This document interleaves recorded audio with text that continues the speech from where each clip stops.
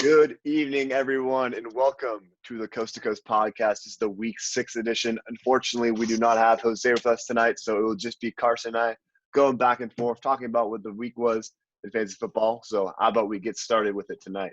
So looking at game one, we had the 49ers beating the Rams. Good win. Obviously, Carson and I are happy being some Niners fans. So I'll start off some things I had to say. George Kittle, very good fantasy game, 7 receptions, 109 yards and a TD. Bring himself back up to tight end number 2. Jimmy Garoppolo, that bounce back performance, and Deebo Samuel continuing to be a playmaker out there. And unfortunately, Raheem Mostert, sad news for us Niners fans. He's currently out. But for Mostert owners, try and trade for McKinnon maybe. We saw he had some good value when he was playing. But otherwise, yeah. Carson, what do you guys say?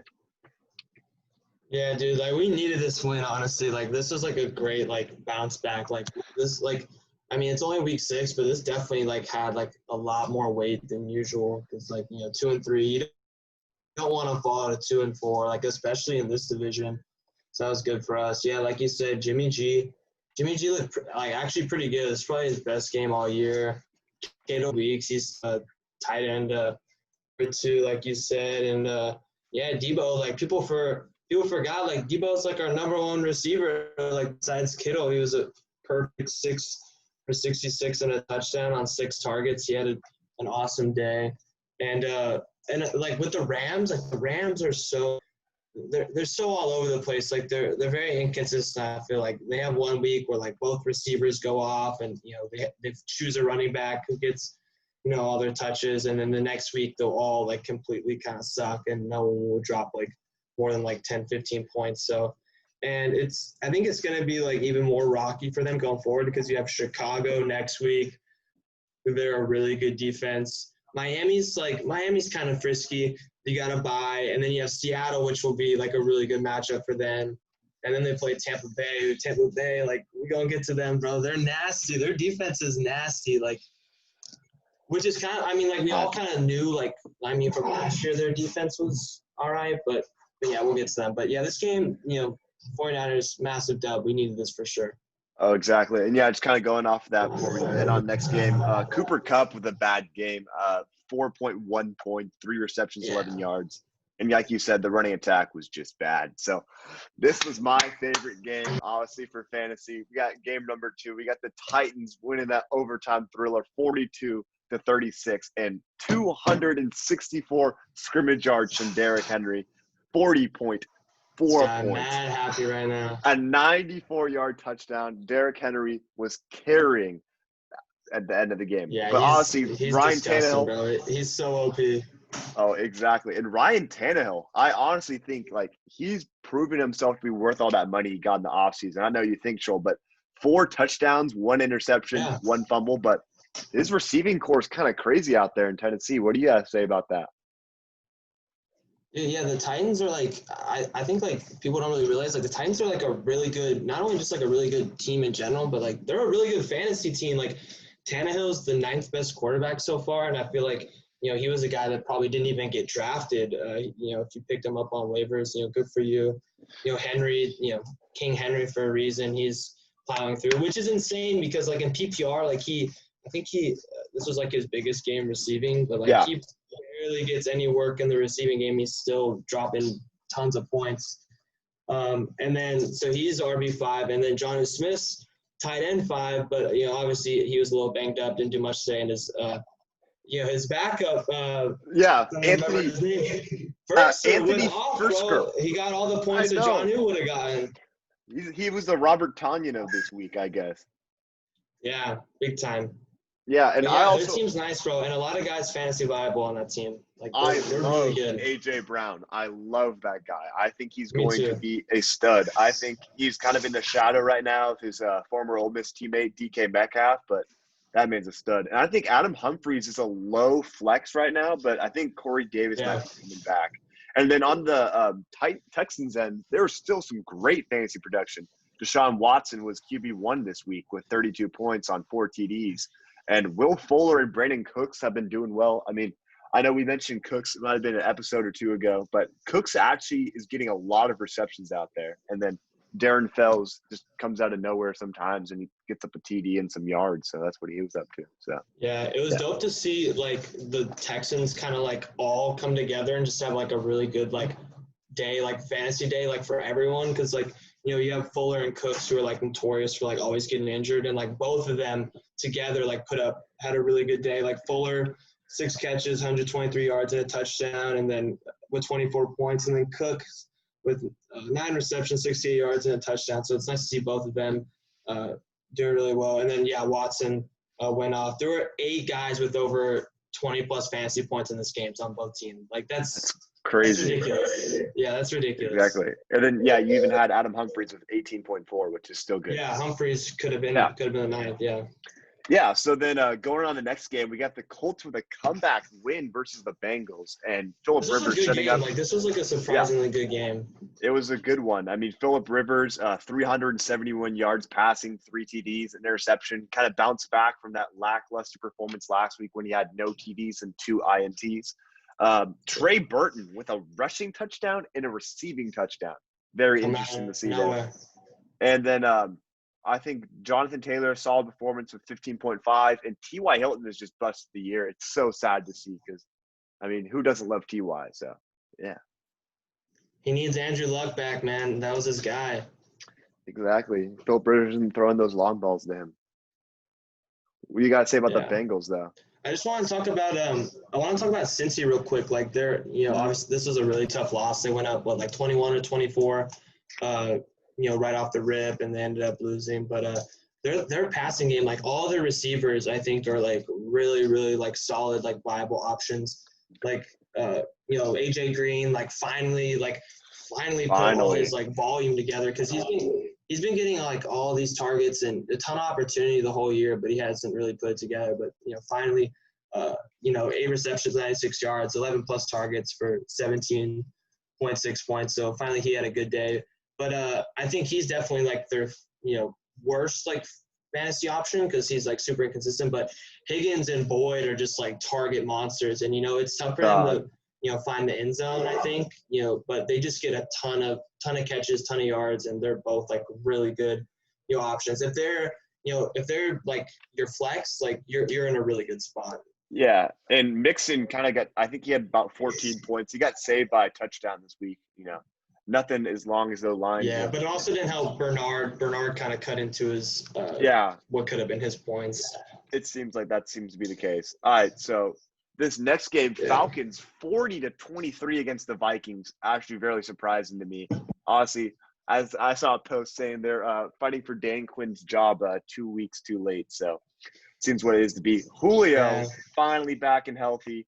8 receptions, 137 yards, and 2 TDs. Julio Jones scoring touchdowns. Honestly, it's something we've seen in the last few years. I know, right? I know, it's crazy. Matt Ryan was slinging that ball, 371 yards, 4 TDs, and honestly, that man, Justin Jefferson, is one dirty man, bro. He is the Stephon Diggs replacement. I think there's no lying in there. He is what they needed, and he's delivering much more than anyone thought he would. So, yeah, dude, you could have got Justin Jefferson and CeeDee Lamb. Like, they were ranked like in the 120s. Like, you could have got them way down the line, and they're both, top 20 receivers and, been balling. This rookie wide receiver class is really stacked. They're all crazy. Like, doing nice things. But, it's funny because this game, like, I feel like both teams are just like mirror images of each other. Like, they're like the same team. But, like you said, it was great to see Julio, like, finally, like, healthy and putting up a prime Julio stat line. And, Jefferson, I think Jefferson and Thielen, they're like 1A, 1B, like you said. He's filling in for Diggs, like, so nicely. And, this was another fun fantasy game. Oh, a big thing I think, like, that, people in fantasy, like, those sucks was Madison because, Cook's out. Yeah, Cook's out, and everyone's like, Madison's like the waiver wire pickup. You got to trade for him. He's going to fill in for Cook and put up, RB1 numbers. Puts up a dud with 4 points. God, that was bad. Yeah, He was projected 18. Script or 18 points he was projected.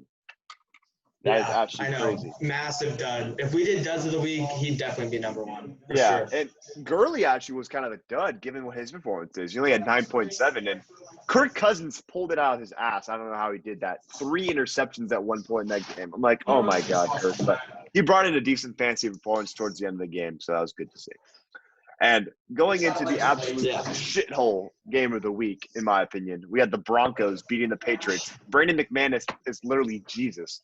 24 points leads all scorers with his field goals, 6 field goals on the day. But the Broncos defense did well. They picked off Cam twice, got 15 points. And Tim Patrick was a guy that we were kind of skeptical about. I mean, continues to get he got another 100-yard game.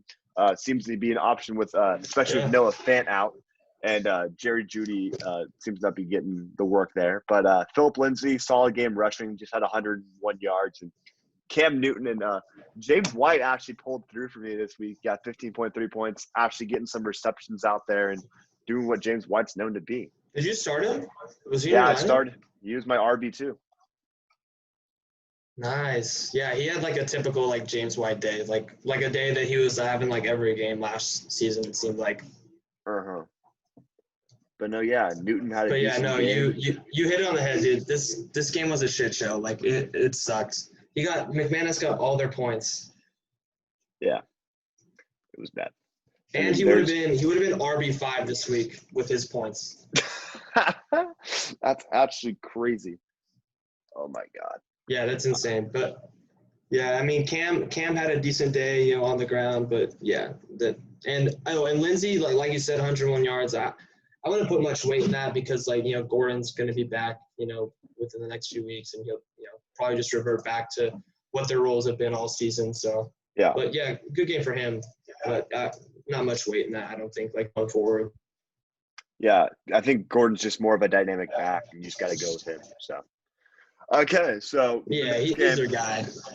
Yeah, another just trash game. A lot of decently pretty bad games this week. We got the Giants with a 20-19 win over the Washington football team. The Giants defense was the only thing that was really impressive to me of all fantasy scoring wise. And Danny Dimes had like a nice run. That's all I saw.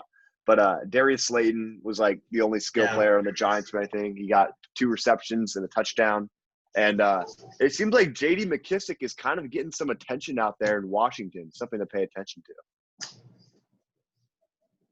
Yeah, I think him and Gibson, like they're splitting work.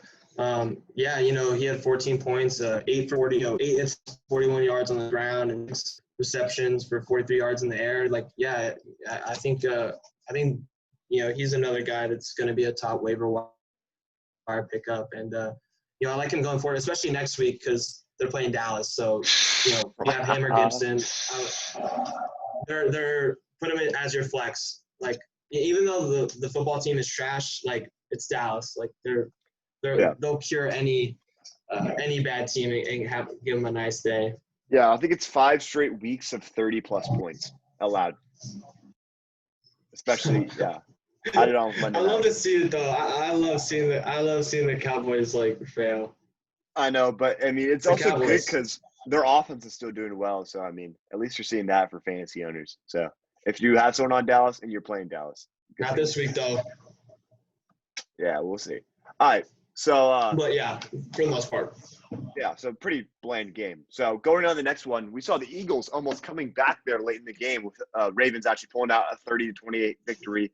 Lamar Jackson, again, not stepping anything too impressive. He's far from that MVP that he was last year. But bad fantasy day for the Ravens. I mean, Lamar Jackson had 108 rushing yards, a TD, 186 passing, and a TD. It gives him 4 points. Justin Tucker was the second highest scoring Raven with 16. Mark Andrews busted game, and Carson Wentz actually played pretty well. I mean, given that he literally has nobody out there. He lost Zach Ertz. He lost Miles Sanders. The only 2 starters left on that team on the offense are Carson Wentz and Jason Kelce.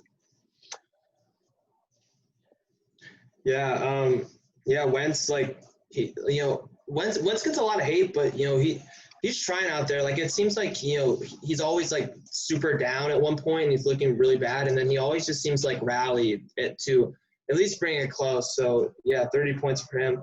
I think Fulgham, especially like you said with Sanders and Ertz going, like I don't think he's a fluke. Like, I think he's like legitimately like their number one option. Uh-huh. So like, if he's even still on waivers, go get him. But I really think he's like a solid like flex. Like he's their number one guy. Yeah. I mean, he went against one of the top 5 corners in the league. You could argue he's top 3 in Marlon Humphrey. And, I mean, if not, he's getting guarded by Marcus Yeah. Peters, who's still a big play threat. So, yeah. Yeah, that's a big thing. Like in fantasy, like if you can do like really well against like a team like Baltimore, Pittsburgh, Tampa Bay, like you're legit. And it was a tough day for anyone that had Miles Sanders. Like he dropped that touchdown pass in the end zone, and then he had that massive run, and he couldn't put it in. So I think he got the yardage, but of course didn't end up scoring the touchdown. And then to top it off, he gets hurt for a couple weeks. So that's that sucks for anyone that has Sanders. That was Boston Scott, because he could maybe, have had but like all those points. yeah, it's unfortunate to see out there in Philly. Yeah, Scott's going to be their starter. All right, so the next game, I actually really like this game because I think the Steelers are a very good team this year. Game number 8, Steelers 38-7 over the Browns. Minkah Fitzpatrick with a pick 6. Just let's read the Steelers' defensive stats: 2 interceptions, 4 sacks, and a pick 6 for 19 fantasy points. Absolutely ridiculous. Chase Claypool with a solid follow-up performance after his 40-point outbreak with 18.1 with a rushing TD, 4 receptions, and 74 yards. Juju did not do so well. And looking at the Browns side, Kareem Hunt, OBJ, and Baker all performed way below expectation. I think Baker Mayfield had 5 fantasy points this week, so not anything to be too proud 5. of. Yeah.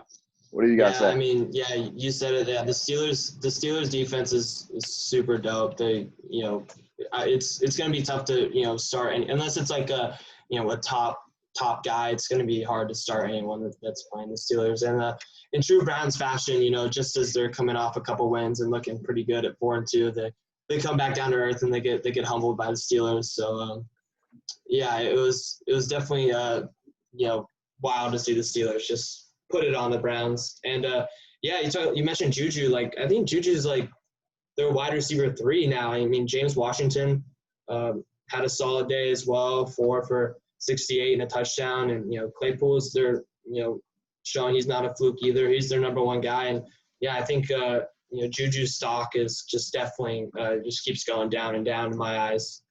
Mm-hmm. Yeah, it's not a good thing to see out there from Juju. Honestly, if you have him, try and trade him. So yeah. Austin Hooper actually a solid game. I mean, he led them in catching 5 receptions, 52 yards, just 10.2 points. But that was literally the highlight of the Browns. So nothing good to see from there. Yeah, he was the only bright spot. All right, look at this next game. We got the Bears 23-16 over the Panthers. I think this Bears defense is bringing it back what they used to be. They're really stacked up there. You got Khalil Mack rushing the passer. You got third-year man out of Georgia, Roquan Smith, playing really well this year. And also you got one of the best safeties in the league, Eddie Jackson, patrolling the middle of the field. So they weren't able to shut down Robbie Anderson and DJ Moore too much. They both were able to get 14.3 for DJ Moore and 11.7 for Robbie. But nothing really too interesting out of this fantasy game. So what do you guys say? Yeah, no, yeah, you're right. Nothing too crazy from either side. Like no one put up, a crazy number. Did anyone even have like over like 20 points? I do not believe so. The highest score was, I believe, Nick Foles for the Bears, like 16. And then I think DJ Moore led the Panthers. But, yeah, Mike Davis did not play well given what he's been for his stretch as a starter. Only 11.5. But I heard Christian McCaffrey may be on the IR a little bit longer. So we're going to see Mike Davis get some more action out here. So I think this is just a fluke performance going against one of the best defenses in the league, easily top 3 up there, probably with the Buccaneers and the Steelers right now. So be aware of this defense. Yeah, they're legit. They're good. Yeah. So just moving on to this next game, we got the Lions with a 34-16 victory over the Jags, and DeAndre Swift finally has a game out there. Obviously, we know those Detroit Lions running backs have not been good for a long time, but DeAndre Swift with 116 yards, 2 TDs, 3 receptions, 7 yards, and 27.3 points.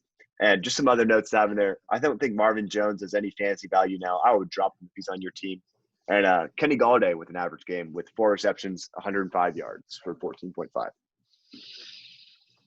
Yeah, it was interesting to see Swift like go off like he did, because it's not like he even really got a majority of the work in the backfield anyway. I mean, he had 14 carries to Adrian Peterson's 15 carries, but he just what his opportunity was, he took and ran with it. He had a monster day, and yeah, nothing crazy on the Jags side either. James Robinson's been kind of average since that massive game against Cincinnati. Keelan Cole had a pretty good day for 6 receptions, 143 yards. So, yeah, the receiving core is a little unpredictable. You never know who's going to – it could be Chark one game. It could be Chenault. It could be, Cole like we saw today, even like Conley for that matter. But, so, yeah, they've been kind of unpredictable. But, yeah, Swift was the storyline in this game. He went off. And good to see, because he was getting drafted pretty high. So, if you still held on to him, good for you. Yeah. And he's been bringing in at least 10-plus points every week from what I saw. So that's good to see. How about he's been solid, but yeah. You want to tackle this Dolphins Jets game? Yeah, I mean, the Jets, typical Jets fashion. I mean, you have Joe Flacco and Frank Gore as your quarterback and running back duo. I mean, that would be pretty good like 10 years ago. But, yeah, 2011, that would have been a pretty fire combo. But, yeah, they're tough to watch, man. Start anyone against the Jets. But, yeah, I mean, the Dolphins had a really good day. Gaskin has just been, like, a great story this year. He's been really, really solid. And finally, Tua coming in, the time has come because he's starting I think they're on bye next week. Yeah. But, yeah. So he would be starting against the Rams. So, yeah, that's going to be fun to watch. I'm excited for that. Yeah, it's good to see. And then, I mean, Jamison Crowder is the only one with fantasy value on that team. But he was held, to 7 receptions and 48 yards. So not getting a lot of yards per catch, but still solid if you actually started him. So I know we talked about this game it's earlier. Actually been – Wait, I just want to get the crowd real quick. Yeah. It's actually kind of crazy that he's doing so well on a team this bad. And it's, been consistent too. He hasn't really had a fluke game all year. I mean, he's missed a couple games, but the games that he's played, he's done, really, really well, which is shocking for the team being this bad. Yeah, because he's projected to get, 15 every week now at ESPN, which is pretty crazy. So, yeah. Going into this next game, I'll let you tackle this one again. The Buccaneers and the Packers. Aaron Rodgers, what were you doing? Man, I don't even think I've ever seen Aaron Rodgers throw a pick six. So that was, wild to see. And, yeah, like I mentioned earlier, this Bucs defense is legit. They are really, really good. Brady, an average day. And Ronald Jones just keeps showing that, this is his backfield. And, 23 carries, 113 yards, 2 touchdowns. I think the opportunity to trade for him, definitely gone now. But and then Gronk, we were talking about Gronk earlier. He finally had a decent day, but I wouldn't count on that, moving forward.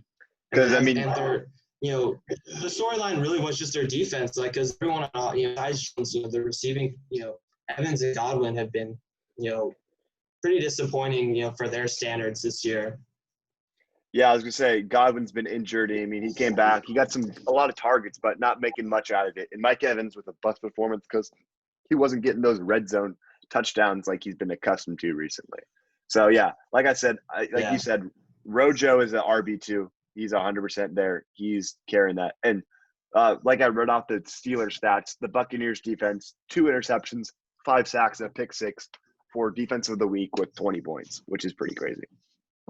So, heading into this next game, kind of not what we were looking for out of there, this game, especially 2 of the biggest arm talents in the league. We got the Chiefs with a 26-17 victory over the Bills. Like I mentioned, top of my notes, I literally said, not the game I was expecting. But Clyde is fighting for his job out there. He's actually second in the league in rushing yards with a big performance of 161 rushing yards for 20.9 points. And Travis Kelce, continuing to be Travis Kelce, got 5 receptions, 65 yards, and 2 TDs.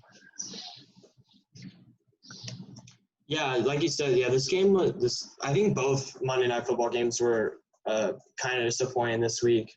Josh Allen only 122 yards, and I give it a lot of credit to obviously the weather was kind of bad, but I think a lot of credit to Kansas City's defense because they were putting really good pressure on him for most of the game. Diggs still, came up with a solid day. But, Edwards-Helaire was, fighting for his life out there because I think, this is like the last game where he's like their true number one guy. And I think, his role, it's not going to be, diminished a crazy amount, but obviously, he's going to be losing some snaps to Bell and, he lost a red zone touchdown to Darrell Williams today. So his workload, I think, is just going to just reduce a little bit. But I would still view him as like a high RB2 for sure. Yeah, I mean, I think Le'Veon's obviously the goal line back out there, so he'll be relying on getting a lot of touchdowns. So if he's not scoring touchdowns, who knows? But I think he should be also getting some pass catching opportunities. And then something I want to put on Buffalo, I think Cole Beasley is a solid flex this year. He's averaging pretty well. He got 4 receptions, 45 yards to TD, 14.5.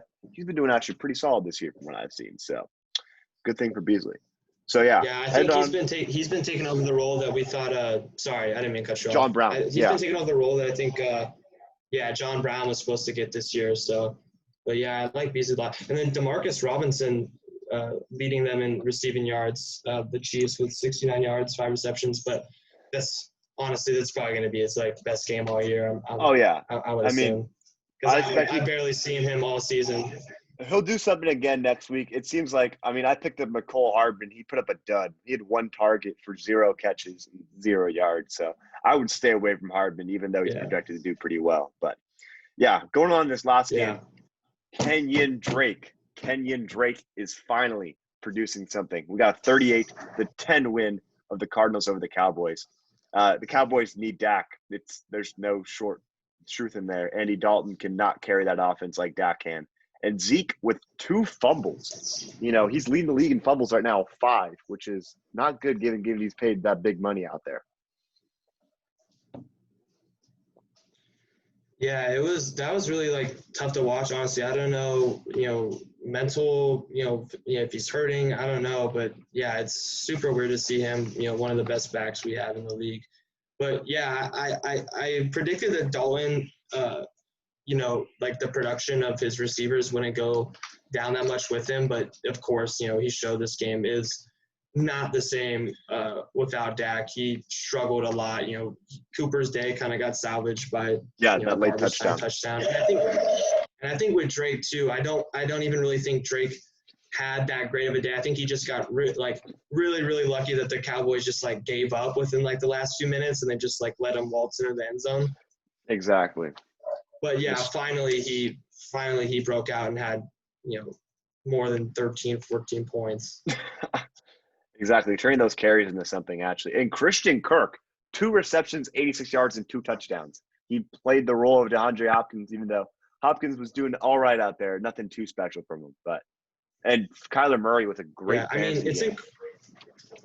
It's incredible that they, 30-10, they beat him so bad, and Murray was 9 for 24 with 188 yards.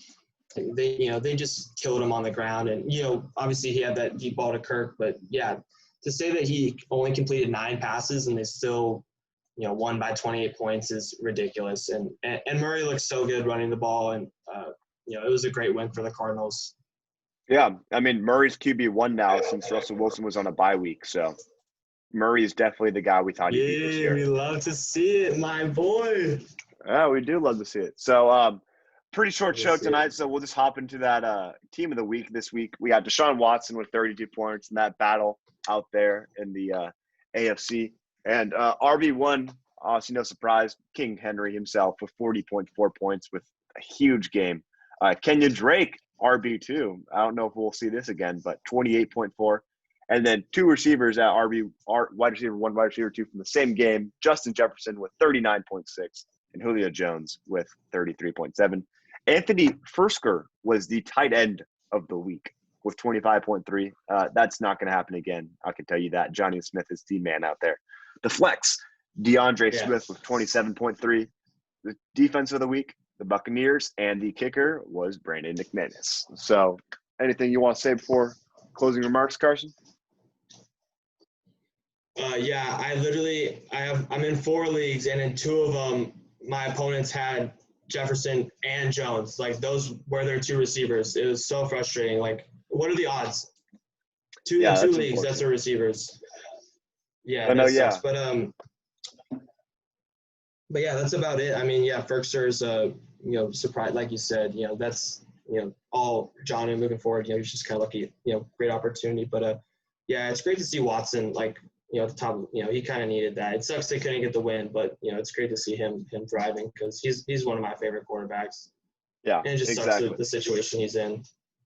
But no, yeah, remember the Seahawks come off bye next week, so we'll probably be seeing some big game by Russell Wilson, Tyler Lockett, Metcalf, and those boys. So be aware for that, and we will be at you next week talk about those games. So thanks for listening in, everyone, and we're signing out. Peace. Peace.